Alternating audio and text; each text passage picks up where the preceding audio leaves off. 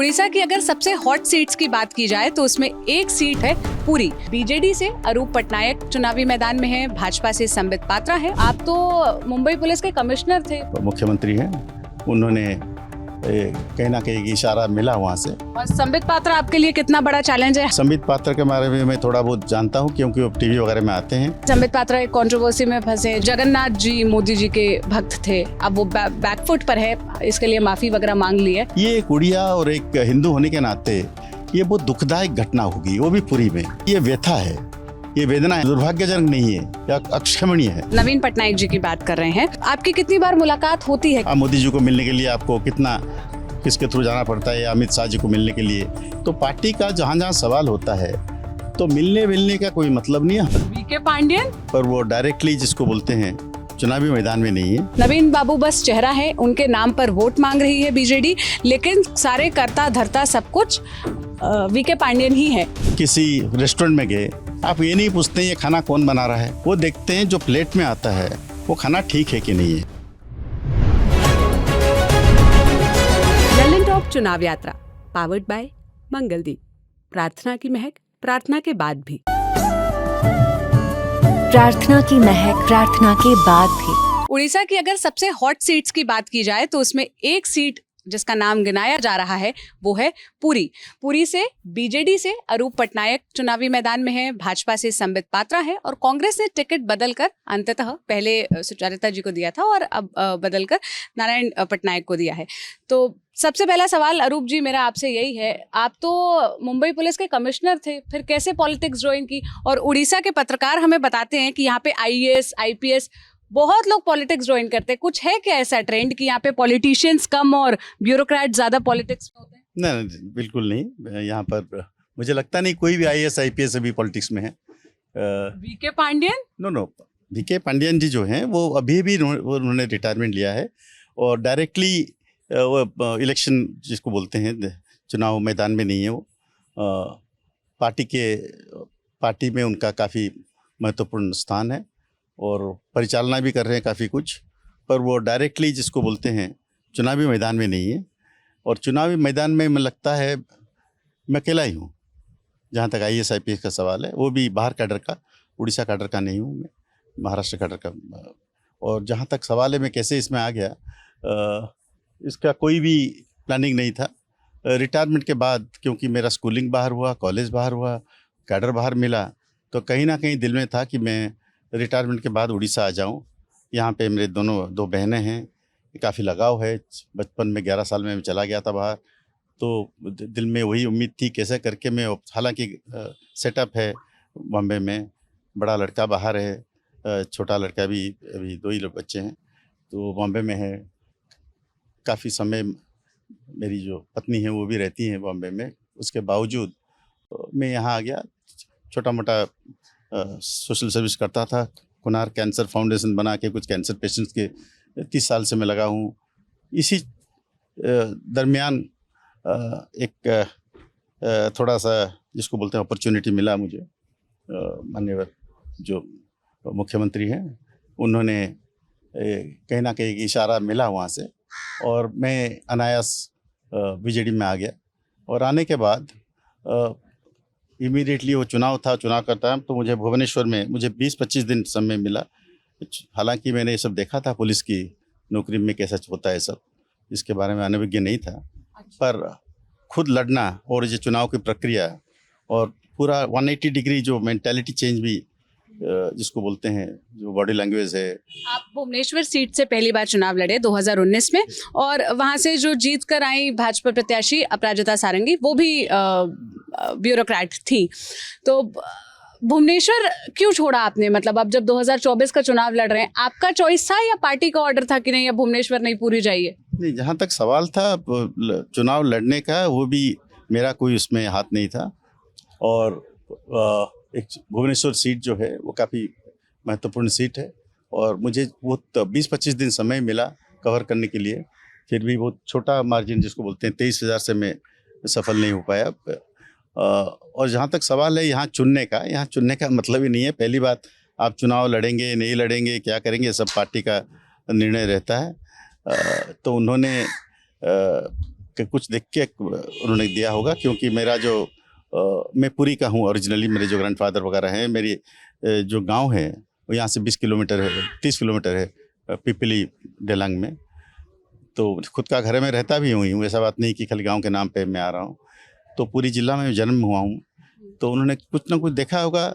और बाकी जो 5 साल में मैंने कुछ काम किया है, सोशल विंग को मैं हेड करता हूँ बीजेडी का। सारा उनका रक्तदान, कैंसर, उनका सारा सेवा के क्षेत्र में रहा हूँ, ऑर्गेनाइजेशन क्षेत्र में रहा नहीं हूँ। कहीं ना कोविड के टाइम में 1000 जो डेड बॉडीज़ मैंने क्रिमेशन किया है। काफ़ी कोविड के टाइम में एक्टिव रहा हूँ। कहीं ना कहीं उन्होंने लिया होगा, और बाकी इलेक्टोरल मेरिट कुछ होगी, मुझे मालूम नहीं उसके बारे में। अच्छा, पूरी सीट की अगर बात करें तो कहने को तो ये बीजेडी की सेफ सीट है, 5 बार से आप लोग चुनाव जीतते आ रहे हैं, लेकिन पिछला चुनाव संबित पात्रा मात्र 11,000 वोटों से हारे थे, जिसको कहा गया कि बहुत छोटा अंतर है। आप तो 23,000 से हारे थे, आप उसको भी छोटा अंतर बता रहे। इस बार आपके लिए कितना बड़ा चैलेंज है? और क्योंकि पिछले 5 साल तो आपने यहाँ से कुछ किया नहीं है, मतलब काम आपका था नहीं, पिनाकी मिश्रा यहाँ से सांसद थे, तो उनके खिलाफ या उनके फेवर में जो भी सेंटिमेंट होगा वो आपके इलेक्टोरल पॉलिटिक्स को इस बार कितना इफेक्ट करने वाला है? नहीं, मैंने तो पूरा मैं अपने पे केंद्रित रहा हूँ, क्योंकि 5 साल में मैंने देखा इलेक्शन प्रक्रिया क्या होता है। जो लोग मेरे को जानते भी नहीं थे, क्योंकि बाहर कैडर का था। अपराजिता मैडम जो थी वो यहाँ की इस IAS कैडर में थी, वो वहाँ के कलेक्टर भी रह चुके हैं भुवनेश्वर खुर्दा के, वो सेक्रेटरी थी, तो उनको सब जानते हैं। जैसे मेरे को मुंबई में सब जानते हैं, यानी ग्रहणीय हूँ कि नहीं वो अलग बात है, मुझे चाहते नहीं चाहते अलग बात है, पर मुझे वहाँ जानते हैं। यहाँ बहुत कम लोग जानते थे, क्योंकि मैं बाहर रहा था 40-50 साल। और ये जो 5 साल जो बीच में गैप रहा, जो मैंने काम किया, और भी ऑल उड़ीसा में काम किया, क्योंकि मुझे जो पद मिला था, एक MLA दूसरे सीट में नहीं जाके काम कर सकता, मेरा जो मामला था मैं सब जगह जा सकता था सोशल में। और संबित पात्रा आपके लिए कितना बड़ा चैलेंज है? हालांकि आज जब हम ये इंटरव्यू रिकॉर्ड कर रहे हैं, एक दिन पहले ही संबित पात्रा एक कंट्रोवर्सी में फंसे, जिसमें उन्होंने ये कह दिया कि जगन्नाथ जी मोदी जी के भक्त थे। अब वो बैकफुट पर है, इसके लिए माफ़ी वगैरह मांग ली है। आप क्या सोचते हैं उस स्टेटमेंट पे, और संबित पात्रा आपके लिए कितना बड़ा चैलेंज है? नहीं, मैंने जैसे कि मैंने कहा, मैंने पूरा इलेक्शन पिछले बार भी और ये बार भी अपने पे केंद्रित किया है। संबित पात्रा के बारे में मैं थोड़ा बहुत जानता हूँ, क्योंकि वो TV वगैरह में आते हैं। उनके बारे में कोई मंतव्य, कोई टिप्पणी मैं देना नहीं चाहता, क्योंकि मैं पॉजिटिव और सकारात्मक, जैसे हमारे जो चीफ मिनिस्टर हैं, आपने देखा होगा नवीन जी, किसी के बारे में कोई कितना भी उनका मजाक उड़ाए वो रिएक्ट नहीं करते, और उनसे ये अनुकरण करना ये मेरा धर्म में मैंने समझा। मैंने कहा कि इसको तो एक बेंचमार्क होना चाहिए। तो जहाँ यहाँ पर जैसे कहते हैं ना वो संस्कृत में, क पंथा महाजन ये नगत सपंथा, जहाँ पर बड़े बड़े लोग गए हैं उसी रास्ते में जाना चाहिए। तो मैंने देखा जो नवीन जी का जो आचरण है, जो उनका व्यवहार है, जो उनका रिस्पॉन्स है, वो कभी भी कोई कितना भी कुछ बोले वो रिएक्शन नहीं करते। तो उसी के चलते इस पर तो उनका रिएक्शन आया, लेकिन रिएक्शन कम आया, वो भी उनके नाम पे नहीं आया। उन्होंने टिप्पणी किया, क्योंकि ये एक उड़िया और एक हिंदू होने के नाते ये बहुत दुखदायक घटना होगी, वो भी पुरी में। तो ये व्यथा है, ये वेदना है, आप नहीं समझ पाएंगे।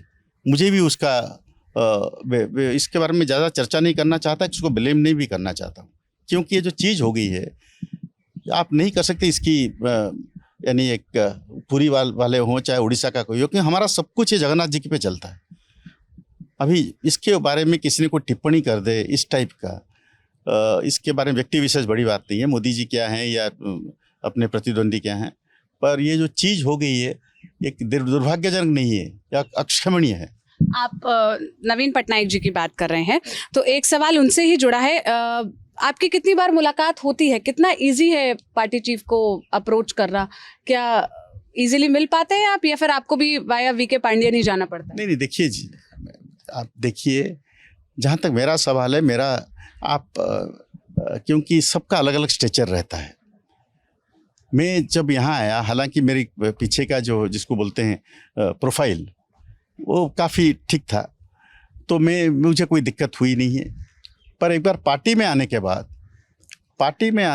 एक अनुशासन के तौर पे यहाँ पे सब कर्मी हो जाते हैं। जैसे आप बीजेपी में भी, अभी आप यही क्वेश्चन पूछेंगे किसी को, आप मोदी जी को मिलने के लिए आपको किसके थ्रू जाना पड़ता है, या अमित शाह जी को मिलने के लिए, तो पार्टी का जहाँ जहाँ सवाल होता है तो मिलने का कोई मतलब नहीं है। हमें जो काम दिया गया है वो बिल्कुल ऑटोनोमस जैसे मैंने 5 साल काम किया मो परिवार में, पूरी स्वाधीनता है। और जब ज़रूरत पड़ी, मेरे को ज़्यादा ज़रूरत पड़ती नहीं है, जब ज़रूरत पड़ी मैं उनको मिला हूँ। और किसको क्या तकलीफ़ हुई होगी उसके बारे में मुझे कोई मालूम। एक आखिरी सवाल बस आपसे करेंगे, जो पार्टी के समर्थक हैं वो भी ये बात कह रहे हैं कि अब नवीन बाबू की सेहत साथ नहीं देती, नवीन बाबू बस चेहरा है, उनके नाम पर वोट मांग रही है बीजेडी, लेकिन सारे कर्ता धर्ता सब कुछ वीके पांडियन ही है, और वीके पांडियन ही है जो अब पार्टी चला रहे हैं और अघोषित सक्सेसर है। मतलब डायरेक्टली नहीं बोला गया, लेकिन जिस तरह से नवीन बाबू उनको पोर्ट्रे कर रहे हैं, सेकेंड लीडर पार्टी में नवीन बाबू के बाद सबसे बड़े वो ही हैं। देखिए, किसी जगह अभी कुछ मान लो आप किसी दुकान में गए, किसी रेस्टोरेंट में गए, आप ये नहीं पूछते ये खाना कौन बना रहा है, ये खाना आपका F&B मैनेजर बना रहा है, आपका कुक बना रहा है, आपका कौन क्या कर रहा है। वो देखते हैं जो प्लेट में आता है वो खाना ठीक है कि नहीं है। मेरे घर में मैं घर चलाता हूँ या मेरी बीवी चलाती है, किसकी चलती है, इसके बारे में आप किसको भी सवाल करें, ये कोई उत्तर ठीक ठाक देगा नहीं। अल्टीमेटली जो लोग हैं उनको जो डिलीवरी है सब जगह, अभी उनके कौन चलाता है क्या नहीं चलाता है उसके बारे में मुझे कोई ज्ञान नहीं है, क्योंकि वो अपने तरीके से, मैं भी किसके थ्रू काम करता हूँ। अभी मैं मान लो राजनीति में आया हूँ, कौन कौन मेरे लिए काम कर रहे हैं, कैसे कर रहे हैं। जैसे मैं भी कमिश्नर था, मैं कौन सा DCP को लगाया हूँ, कौन सा IG को लगाया हूँ, कैसे करके मैं रिजल्ट देता हूँ, वो सरकार के लिए बड़ी बात है। तो जहाँ तक सवाल और सेहत का बात है, तो मेरे को भी अभी 8-9 साल रिटायरमेंट हो गए हैं। 8-9 साल के बाद अगर आप कभी ऐसा मौका मिला इंटरव्यू करेंगे, तो मुझे भी कोई ना कहीं, या आपके जैसे कहीं ना कहीं मुझे भी कोई ना कोई दिक्कत रहेगी। मेरे एज इज एज, सो उसके बारे में मैं कुछ बोलना नहीं चाहता। उसके बारे में ये सब चीज़ें मेरे लायक, मेरे जैसे के लिए बोलने के लिए कोई अधिकार नहीं है। पर जो डिलीवरी हो रहा लोगों को, अल्टीमेटली कौन बोलेगा सब, इसका उत्तर कौन देगा? इसका उत्तर देगा वोटर। वो चाहिए कि नहीं चाहिए। वो 4 तारीख को हमारे घर में भी हमारे ग्रैंडफादर रहते हैं, उनके भी, पर कुछ चीज़ें हैं उन ग्रैंडफादर को पूछ के हम काम करते हैं। घर में हमारे ग्रैंडमदर रहती हैं, मान लो एज हो गया उनका, हम लोगों का भी एज होगा, तो उसके लिए अच्छा वो ग्रैंडमदर किसको पूछ के काम करती हैं? अपनी पोती को पूछ के काम करते हैं या उनका इसे करती हैं? ये चीज़ें निरर्थक हैं, नॉन इश्यू हैं, ये डाइवर्जन के लिए, क्योंकि उनका सक्सेस नहीं हो रहा है, इसलिए ये कर रहे हैं सब। अब देखते हैं, जैसी बात आप कह रहे हैं 4 जून को ही नतीजे पता चलेंगे। जो भी नतीजे आएंगे हम ललिन टॉप के जरिए आपको पहुंचाएंगे। बाकी पूरी सीट की अगर बात की जाए तो ये उड़ीसा की one of the hottest seat के रूप में देखी जा रही है। सबकी नज़र है इस सीट पर। आपने अरूप पटनायक जी को सुना जो बीजेडी से यहाँ से चुनाव लड़ रहे हैं। इस बातचीत पर, इनके जवाबों पर आप क्या राय रखते हैं हमें कॉमेंट में ज़रूर बताइएगा। कैमरे के पीछे मेरे साथी प्रशांत है, मेरा नाम सोनल है। ललिन टॉप देखते रहिए। शुक्रिया।